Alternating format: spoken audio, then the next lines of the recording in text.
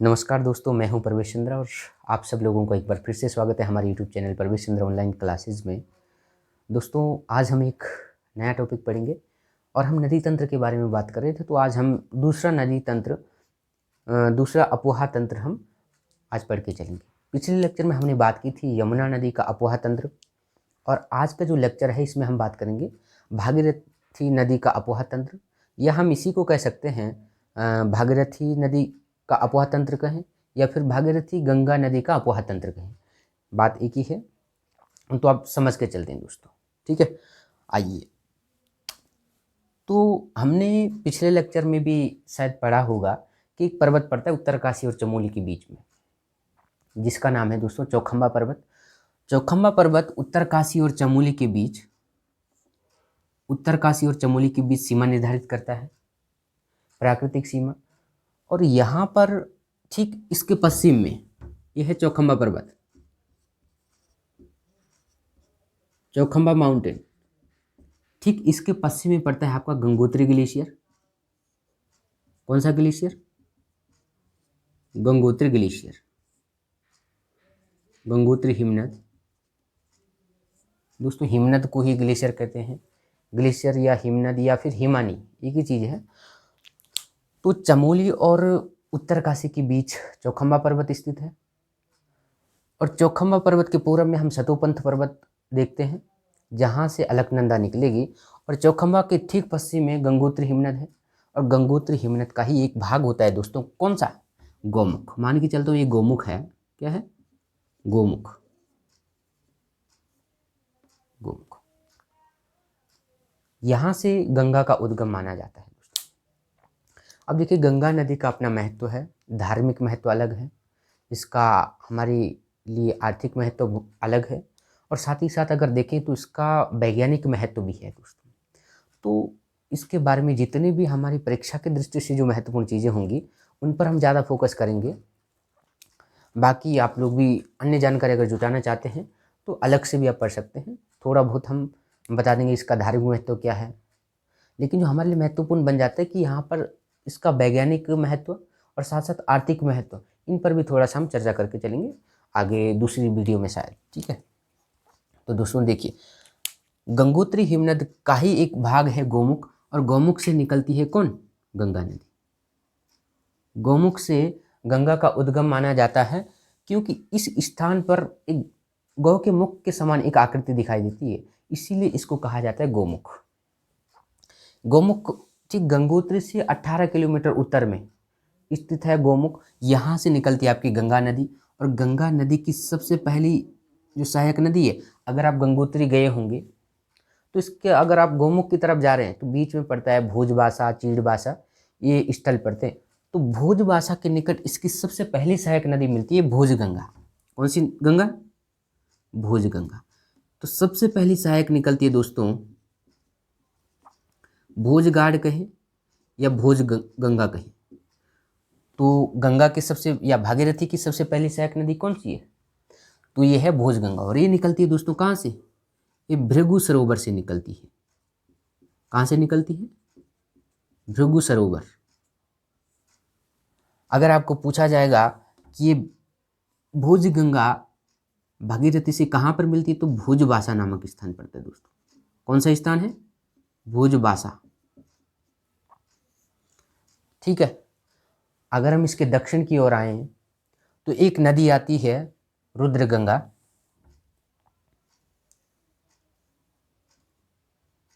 रुद्रगंगा,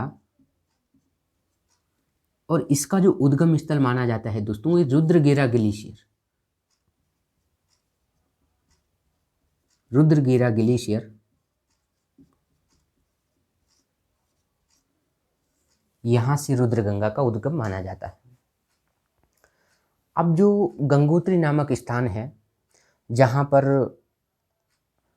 माँ गंगा का मंदिर है और चारों धामों में से प्रसिद्ध धाम गंगोत्री, उस स्थान पर आकर भागीरथी से मिलती है कौन सी?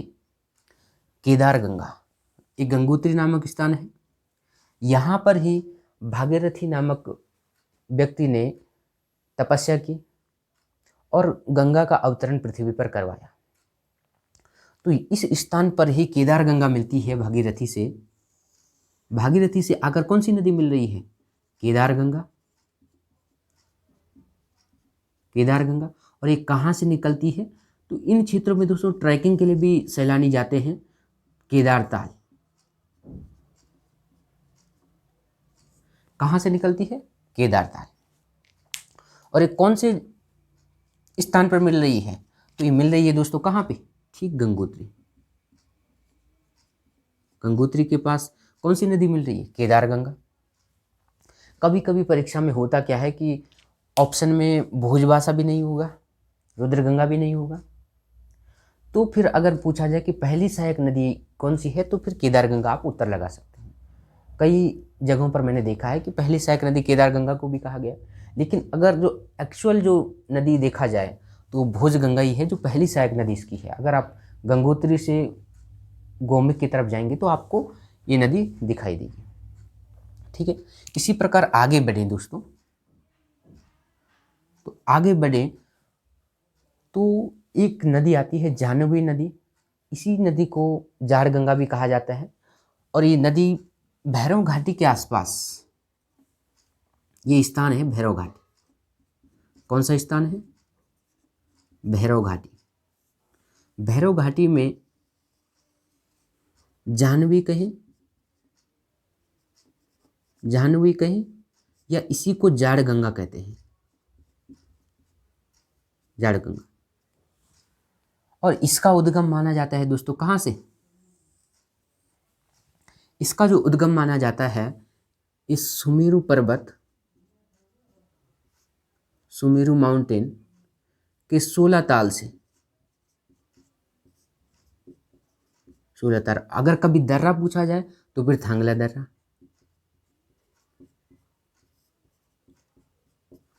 तो जाह्नवी नदी का उद्गम कहाँ से हुआ? सुमेरु पर्वत के 16 ताल। अगर आपको दर्रा पूछा जाए कि किस दर्रे से निकलती है तो आप थांगला दर्रा उत्तर करेंगे। कौन सी नदी निकली? जाह्नवी नदी, या उसी को जाड़ गंगा कहते हैं। और कहाँ पे मिलती है? भैरव घाटी में। ठीक है, इसके ठीक दक्षिण में आए तो हर्सिल नामक जगह पड़ती है, जहाँ के सेब बहुत प्रसिद्ध होते हैं दोस्तों। तो हर्सिल नामक जगह पे हरि गंगा, कौन सी गंगा? हरि गंगा,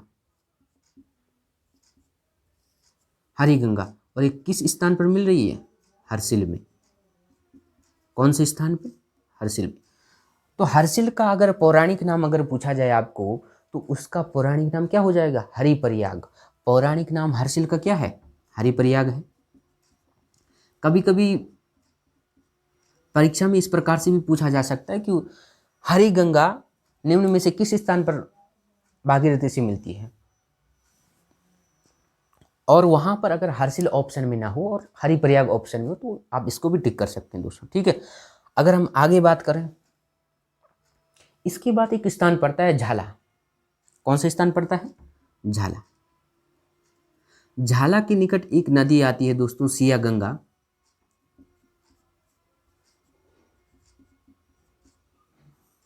कौन सी नदी है?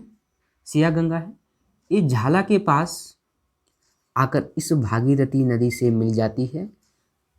ठीक है, हम दोस्तों ऐसे तो बहुत सारी नदियाँ मिलेंगी इनमें, भागीरथी नदी में बहुत सारी छोटी छोटी नदियाँ, लेकिन जो परीक्षा की दृष्टि में से महत्वपूर्ण है हम उन्हीं नदियों पर चर्चा करके चलेंगे। ठीक है, अगर इसके बाद आगे की तरफ हम बढ़े तो आपने सुना होगा प्रसिद्ध ताल, उत्तरकाशी का एक प्रसिद्ध ताल है डोडी ताल, जहाँ से एक नदी निकलती है। कौन सी नदी? अस्सी गंगा। तो अस्सी गंगा मिलती है दोस्तों, एक जगह है उत्तरकाशी में, गंगोरी नामक स्थान, गंगोरी। और यहाँ पे कौन सी नदी मिलती है? अस्सी गंगा। और ये कहाँ से निकलती है? ये डोडी ताल उत्तरकाशी का प्रसिद्ध ताल है। तालों में पूछा जाएगा तो डोडी ताल कहाँ पड़ता है? उत्तरकाशी में। और यहाँ से निकलती है अस्सी गंगा। और किस स्थान पर मिल रही है? डोडी या गंगोरी में। उत्तरकाशी के गंगोरी नामक क्षेत्र में या गंगोरी नामक स्थान में कौन सी नदी मिल रही है भागीरथी से? तो ये अस्सी गंगा मिल रही है। अब इसके बाद अगर हम आगे बढ़े, यहाँ पे एक छोटी सी गाड़ मिलती है, लेकिन परीक्षा की दृष्टि उतनी महत्वपूर्ण नहीं है ये। इंद्रावती घाट। तो अगर आप ध्यान रखेंगे तो ऐसे ही आप ध्यान रख लीजिएगा कि यहाँ पर गंगोरी के बाद एक नदी मिलती है यहाँ पे भागीरथी में, कौन सी, इंद्रावती घाट।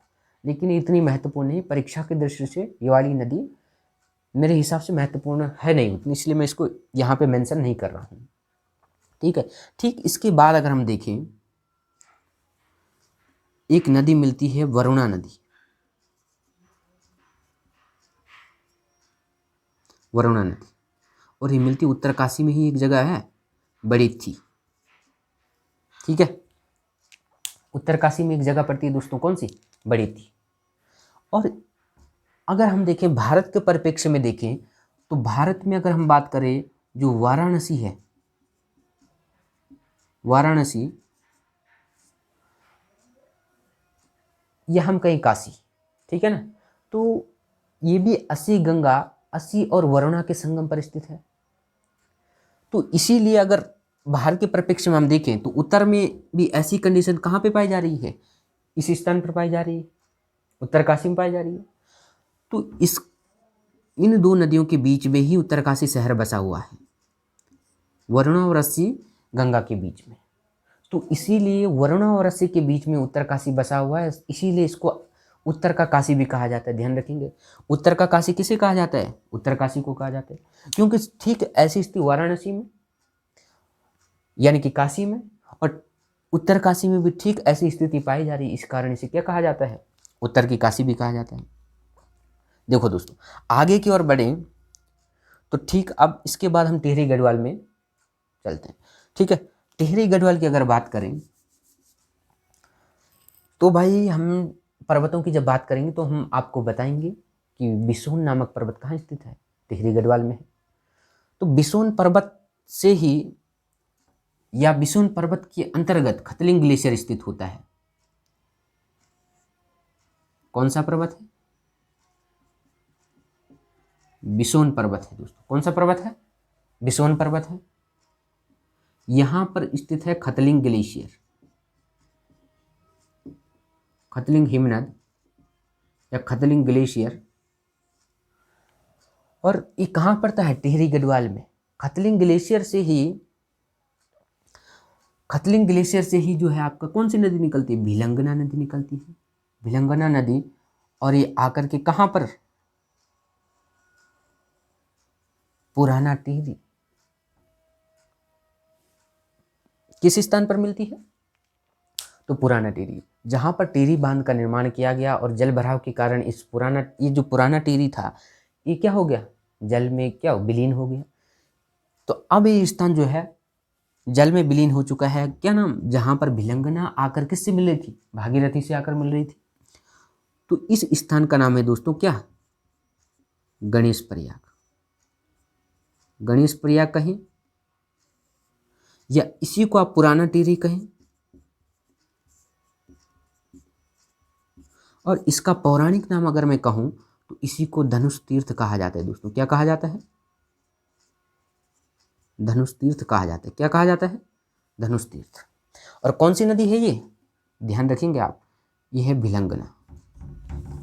कौन सी नदी है, भिलंगना। और भिलंगना नदी कहाँ से निकलती है, खतलिंग ग्लेशियर यानी कि बिसोन पर्वत, टिहरी गढ़वाल, बिसोन पर्वत से निकल करके ये भागीरथी में आकर कहाँ पर मिल रही है, गणेश प्रयाग यानी कि पुराना टिहरी। ठीक है। और अगर कभी पूछा जाए कि इसकी सहायक नदियाँ कौन कौन सी हैं, तो कुछ इसकी सहायक नदियाँ हैं जो परीक्षा में पूछी जा सकती हैं। तो एक नदी का नाम है मेदगंगा, मेदगंगा। और इसकी जो पहली सहायक नदी है ये कौन सी है, दूधगंगा। लेकिन इनसे भी महत्वपूर्ण नदी बालगंगा, जो कि इसकी प्रमुख सहायक नदी है, किसकी, भिलंगना की। और बालगंगा आकर मिलती है कहाँ पे, बालगंगा एक जगह पड़ती है टिहरी गढ़वाल में। कौन सी जगह, टिहरी गढ़वाल में घनसाली नामक जगह पे ये बालगंगा आकर भिलंगना से मिलती है। कौन सी स्थान पे, घनसाली। घनसाली नामक स्थान पर कौन सी नदी मिल रही है, बालगंगा। और इसी बालगंगा की भी एक और महत्वपूर्ण सहायक नदी है, और इसलिए महत्वपूर्ण है, जिस स्थान पर मिल रही है ना वो भी प्रसिद्ध स्थान है दोस्तों। ये बूढ़ा केदार, कौन सा स्थान है ये? बूढ़ा केदार। बूढ़ा केदार में आकर के धर्म गंगा मिल रही है इससे। कौन सी गंगा? धर्म गंगा। हमने पढ़ा भिलंगना नदी। भिलंगना नदी खतलिंग ग्लेशियर से निकली, बिशोन पर्वत से। इसकी जो सहायक नदियां हैं, दूध गंगा है, मेद गंगा है, और साथ साथ इधर से अगर हम देखें बाल गंगा इसकी प्रमुख सहायक नदी है, और बाल गंगा की भी सहायक नदी कौन है? धर्म गंगा, जो कि बूढ़ा केदार नामक स्थान पर किससे मिलती है? बाल गंगा से मिलती है। आगे बाल गंगा चल करके कहाँ पर मिल जाएगी? घनसाली नामक स्थान पर मिल जाएगी। ठीक है, अब हम बात करें गणेश प्रयाग से थोड़ा सा नीचे आगे बढ़े तो इस स्थान पर देव प्रयाग नामक स्थल है। कौन सा स्थान है? देव प्रयाग है।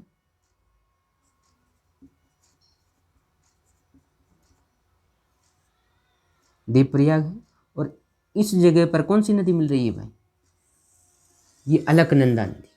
इसको अलग से पढ़ेंगे हम। अलकनंदा नदी का पोहा तंत्र जो होगा इसे हम अलग से पढ़ेंगे दोस्तों। एक अलग लेक्चर होगा, अलग वीडियो में इसके लिए प्रोवाइड करूंगा। इसके बाद नेक्स्ट लेक्चर में अलकनंदा नदी पे ही बात करेंगे। और ये कहाँ पे मिल रही है अलकनंदा नदी? देवप्रयाग में।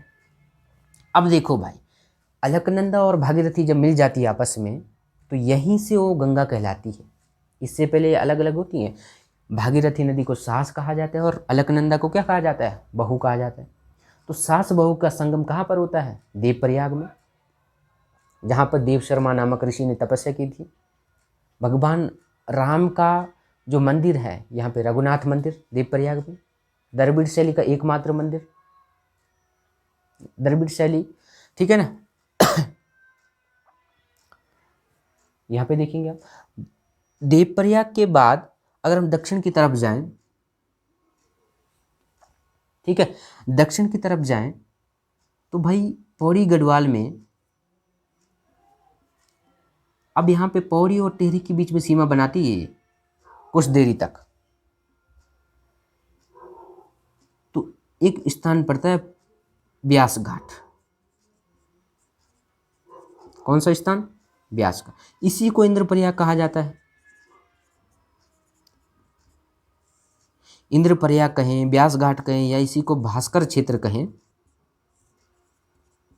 तो ये भी कभी कभी पूछा जाता है कि भास्कर क्षेत्र निम्न में से किसको कहा जाता है, या इंद्रप्रयाग निम्न में से किसको कहा जाता है? तो आंसर हो जाएगा क्या? ब्यास घाट को ही कहा जाता है। और ब्यास घाट के नजदीक एक जगह है, कौन सी? फूलचट्टी। इस फूलचट्टी नामक स्थान पर नयार नदी आकर कर मिल जाती है। किससे? भागीरथी से। अब देखिए, उत्तराखंड का पामीर कहा जाता है किसको? दूधातोली को। दूधातोली के लिए हम अलग से बात करेंगे किस चीज़ के लिए प्रसिद्ध है। लेकिन उत्तराखंड का पामीर, जहाँ से बहुत सारी नदियाँ निकलती, वहीं से निकलती है पश्चिमी और पूर्वी नयार। कौन कौन सी? पश्चिमी और पूर्वी नयार। पश्चिमी और पूर्वी नयार, तो ये होगी आपकी पूर्वी नयार, और ये होगी आपकी पश्चिमी नयार। पश्चिमी नयार, ठीक है। अब और इनकी सम्मिलित जलधारा को कहा जाता है क्या? नयार नदी। देखिए दोस्तों, यहां पर आप ध्यान देंगे कि पश्चिमी नयार जो है इसकी दो सहायक नदियां हैं, या हम ये कह सकते कि इनसे मिलकर कौन सी बनी है? पश्चिमी नयार नदी बनी है। तो एक नदी का नाम है जो पौड़ी गढ़वाल के लोग, उन्हें ज़्यादा जानकारी होगी इस चीज़ के बारे में, ज्यूलीगाड, ज्यूलीगाड या ढाई ज्यूलीगाड। ढाई ज्यूलीगाड ये किसकी सहायक नदियां हैं? तो नयार की सहायक नदियां हैं। या कहें कि पैठानी नामक स्थान पर ये ढाई ज्यूलीगाड और ज्यूलीगाड आकर मिलती हैं, और यहीं से नयार नदी का पश्चिमी नयार ये बनती है। और पश्चिमी नयार और पूर्वी नयार जहाँ पर मिलती है दोस्तों, कौन सा स्थान है? सतपुली। कौन सी स्थान है? सतपुली नामक स्थान पर कौन सी नदी मिल रही है आपस में? पूर्वी और पश्चिमी नयार। ये कहाँ से निकलती है? तो दूधातोली से। दूधातोली से अन्य नदियाँ भी निकलती हैं बहुत सारी, पश्चिमी रामगंगा, आटागाड़, पूर्वी नयार, पश्चिमी नयार, ठीक है ना। बहुत सारी नदियाँ निकलती हैं, उसके बारे में अलग से चर्चा करके चलेंगे दूधातोली की। अब इसकी थोड़ा सा दक्षिण में जाएं, दक्षिण में जाएं तो यहाँ पे एक स्थान पड़ता है, एक नदी मिलती है भाई यहाँ पे, कौन सी? मालिनी नदी। कौन सी नदी मिलती है? मालिनी नदी। और मालिनी नदी कहाँ पर मिल रही है? रावत भाटा में, रावत घाटा या रावत घाट। मालिनी नदी भागीरथी से आकर कहाँ पर मिल रही है? तो ये मिलती है दोस्तों कहाँ पे? रावत घाट पे। ठीक है, कहा जाएगा कि मालिनी नदी किसकी सहायक है? तो किसकी है? भागीरथी की है। भागीरथी की नहीं, अब क्या कहेंगे हम? अब देवप्रयाग के बाद हम आ चुके हैं, अब इसे गंगा कहते हैं। इनके सम्मिलित रूप को क्या कहा जाता है? अलकनंदा और भागीरथी। अब गंगा की सहायक नदी हो जाएगी कौन सी? मालिनी। ठीक, किसके दक्षिण में जाए? ठीक है, अब दोस्तों हम पहुंचते हैं कहाँ पे? ऋषिकेश में। तो ऋषिकेश में,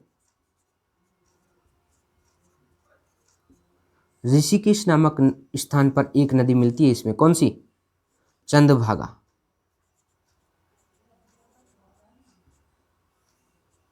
चंद्रभागा नदी। कौन सी नदी है? चंद्रभागा। और इस चंद्रभागा को ही पुराणों में क्या चंदनराव नदी भी कहा जाता है। किसको? चंद्रभागा नदी को। ठीक है, और चंद्रभागा नदी आकर कहाँ पे मिल रही है? ऋषिकेश नामक स्थान पर। चंद्रभागा नदी की अगर विशेषता देखें तो ये एक प्रकार की बरसाती नदी है। गर्मियों में इसमें पानी नहीं दिखता है। अगर आप ऋषिकेश में जाएंगे, ठीक है, तो चंद्रभागा नदी में गर्मियों में कोई पानी नहीं दिखता है दोस्तों। इनमें जब बरसाती सीजन होता है तो इस टाइम इसमें पानी होता है, बाकी ये सूखी नदी है एकदम। तो चंद्रभागा नदी आकर कहाँ पे मिल रही है? ऋषिकेश में। देखिए, और इसके बाद अगर हम बात करें राईवाला नामक स्थान पर। कौन से स्थान पर? राईवाला। हाँ जी, टेक्निकल स्टाफ दिख रहा है क्या यहाँ तक? देखिए भाई, दिख रहा है ना? ठीक है, तो राईवाला नामक स्थान पर कौन सी नदी मिल रही है दोस्तों? तो राईवाला नामक स्थान पर मिलेगी दोस्तों कौन सी? सौंग नदी। सौंग नदी आकर मिल रही है राईवाला नामक स्थान पर। ठीक है, अब देखेंगे हम कि इस सौंग नदी में कौन कौन सी नदी और आकर मिलती है और इस सौंग नदी कहाँ से निकलती है। तो दोस्तों, इस सौंग नदी का उद्गम होता है और टिहरी गढ़वाल में सुरकंडा देवी का मंदिर है ना, तो सुरकंडा पर्वत के दक्षिणी ढाल से, सुरकंडा पर्वत के दक्षिणी ढाल से निकलती है कौन सी नदी? सौंग नदी। टेक्निकल टीम दिख रहा है जरा, यहाँ चेक करिए जरा। ठीक है, सौंग नदी।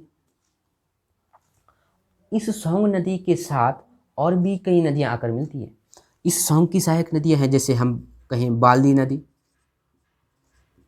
बाल्दी नदी या जाखनराव नदी, जाखनराव नदी। साथ साथ अगर हम देखें इस सौंग नदी के साथ जो नदी आकर मिलती है सुसुआ। कौन सी नदी है? सुसुआ। इस सुसुआ के साथ ही मिलती है रिस्पना, देहरादून की प्रसिद्ध नदी, प्रमुख नदी रिस्पना नदी और बिंदाल नदी। ठीक है, तो सौंग नदी कहाँ से निकली? सुरकंडा पर्वत से, या सुरकंडा पर्वत की दक्षिणी ढाल से सौंग नदी का उद्गम होता है। इसकी सहायक नदी अगर पूछी जाए तो बाल्दी नदी, जाखनराव नदी, साथ साथ सुसुआ इससे आकर मिलती है कहाँ पे? ठीक है, इसकी सहायक नदी सुसुआ हो जाएगी और सुसुआ की सहायक नदी कौन? रिस्पना और बिंदाल। ठीक है, रिस्पना और बिंदाल इस सुसुआ की सहायक नदी हो जाएंगी। ठीक है दोस्तों, और ये आकर के अगर हम देखें अंतिम रूप से सारी नदियाँ किसकी सहायक है? सौंग की सहायक है। आप रिस्पना देखें, बिंदाल देखें, सुसुआ देखें, या फिर आप जाखनराव देखें या बाल्दी नदी, कुल मिलाकर के ये सारी नदियाँ किसकी सहायक हो जाएंगी? सौंग की सहायक हो जाएंगी। बात करते हैं थोड़ा सा आगे की। ठीक है, एक नदी आती है दोस्तों हरिद्वार के पास, हरिद्वार के पास सोलानी नदी। कौन सी नदी है? सोलानी नदी। संभवतः अगर हम बात करें तो उत्तराखंड में इस गंगा नदी की जो अंतिम सहायक नदी है, तो इसे हम सोलानी नदी कह सकते हैं, ठीक है ना। तो अंतिम नदी कौन सी हो जाएगी इसकी? अंतिम सहायक नदी गंगा की सोलानी नदी है, जो कि हरिद्वार के खानपुर के पास आकर मिलती है। और खानपुर के बाद क्या हो जाएगी? खानपुर। इसके बाद ये नदी चली जाएगी कहाँ? उत्तर प्रदेश। और उत्तर प्रदेश के बिजनौर जिले में एंटर करेगी और वहाँ से आगे उत्तर प्रदेश, बिहार, ठीक है ना, झारखंड, पश्चिम बंगाल होते हुए बांग्लादेश और अंतिम रूप से बंगाल की खाड़ी में जा गिरती है, ठीक है ना। तो ये खानपुर नामक स्थान से उत्तराखंड से क्या हो जाती है? बाहर चली जाती है। तो दोस्तों यही हमारा गंगा नदी का अपोहा तंत्र है, या भागीरथी गंगा नदी का अपोहा तंत्र, जिसके बारे में हमने आज चर्चा करी। और परीक्षा के दृष्टिकोण से अगर देखें तो जो चीज़ें मुझे महत्वपूर्ण लगी वो मैंने यहाँ पे इंक्लूड की है, ठीक है ना। तो आप लोग, आशा करता हूँ कि आप सब लोग इन वीडियो को अच्छी तरीके से देख रहे होंगे, और जितनी बार देखोगे ना दोस्तों, उतनी बार आपको क्लियर होता चला जाएगा, ठीक है। और दोस्तों एक बात मैं आपसे कहना चाह रहा हूँ आज, कि आप सब लोग वीडियो देख रहे हैं तो इस वीडियो को शेयर ज़रूर करना, क्योंकि फ्री ऑफ कॉस्ट क्लास है दोस्तों, कोई मैं पैसा नहीं ले रहा हूँ आपसे, ये आपके लिए मैं कर रहा हूँ। और उत्तराखंड में जितने भी एग्ज़ाम होंगे ना, इन सब के लिए रेलेवेंट होगा, ठीक है ना, और बहुत मददगार साबित वीडियो होगी। आशा करता हूँ अगर आप इन वीडियो को पढ़ेंगे तो आप परीक्षा में ज़रूर सफल होंगे। और मैं आपसे वादा कर रहा हूँ कि मैं उत्तराखंड को पूरा ही पढ़ाऊँगा दोस्तों, ठीक है ना, और फ्री में मैं पूरी क्लास पढ़ाऊँगा। ऐसा नहीं है कि मैं आपसे पैसा लूँगा कोई। तो आप इस वीडियो को लाइक करिएगा, शेयर करिएगा। अब अगर कहीं पर डाउट हो रहा है तो निसंकोच होकर के आप इसमें कमेंट कर सकते हैं कि सर यहाँ से कोई समस्या है, इसको अगर आपके माइंड में कोई प्रश्न है उत्तराखंड से संबंधित, पूछिएगा, ठीक है। और सब्सक्राइब करने में बिल्कुल कंजूसी ना करें आप लोग, क्योंकि पैसा तो नहीं पड़ रहा है ना मेरे दोस्तों। यही क्लास अगर आप कहीं कोचिंग संस्थान में पढ़ेंगे ना, देहरादून में पढ़ेंगे या कहीं भी आप पढ़ रहे हैं, तो इसका आपको मनी देना पड़ेगा। और मैटर ऐसा नहीं मिल रहा आपको, कंटेंट जितना कुछ हो सकता है ना, जितनी संभावनाएं पेपर में होती है, वहाँ तक मैं जा रहा हूँ दोस्तों। तो कंटेंट में अच्छा देने की कोशिश करूँगा जितना मुझसे होगा, और मुझे आशा है कि इतने में आपका पेपर लगभग निकलना चाहिए, और निकलेगा, ये 100% है। लेकिन आप नियमित रूप से बने रहें वीडियो के साथ। लाइक, शेयर, कमेंट और सब्सक्राइब करना बिल्कुल ना भूलें, और औरों को भी शेयर करो भाई। देखिए मैं इतना कुछ कर रहा हूँ यार दोस्तों, तो आप भी तो कुछ कर सकते हो मेरे लिए, है ना। फ्री में इतना सारा मेहनत कर रहा हूँ आपके लिए, कोई दिक्कत नहीं, हम बने हैं पढ़ाने के लिए। थैंक यू सो मच दोस्तों, आज की वीडियो में यहीं तक रखते हैं। और मैं एक चीज़ बता दूं आपको कि गंगा नदी का जो पानी होता है ना, ये कभी भी ख़राब नहीं होता है। बहुत टाइम तक अगर आप इसको रखोगे तो इसमें कोई बदबू नहीं आएगी। अगर आप सामान्य पानी बहुत दिनों तक रखते हैं तो उसमें बदबू आ जाती है, वो पिया नहीं जाता, क्योंकि उसमें बैक्टीरिया पैदा हो जाएंगे, ठीक है ना, बैक्टीरिया पैदा हो जाएंगे। तो गंगा नदी के जो पानी में ना एक बैक्टीरिया पाया जाता है, बैक्टीरियोफेज, बैक्टीरिया नहीं, एक वायरस पाया जाता है, जो कि जो हानिकारक बैक्टीरिया जल में होते हैं उनको खा जाता है या उनको मार देता है। तो उस बैक्टीरिया का नाम होता है दोस्तों उस वायरस का नाम होता है बैक्टीरियोफेज वायरस। इसीलिए गंगा के जल में कभी भी बैक्टीरिया ज़्यादा देर तक नहीं रह सकते। लेकिन अगर आप गंगा के जल को और ज़्यादा गंदा कर रहे हो तो भाई एक लिमिटेशन होती है बैक्टीरियोफेज वायरस की भी, कि वो कब तक काम करेगा। अगर आप गंदा करते जाओगे तो बैक्टीरियोफेज भी एक दिन काम करना बंद कर देगा ना। तो हमारा भी दोस्तों कर्तव्य है कि गंगा के जल को प्रदूषित ना करें, और अपनी क्लासेज जो है अच्छे से पढ़ें और अच्छे से तैयारी करें दोस्तों। और नेक्स्ट लेक्चर में जो बात करूँ वो अलकनंदा नदी का अपोहा तंत्र होगा। धन्यवाद दोस्तों।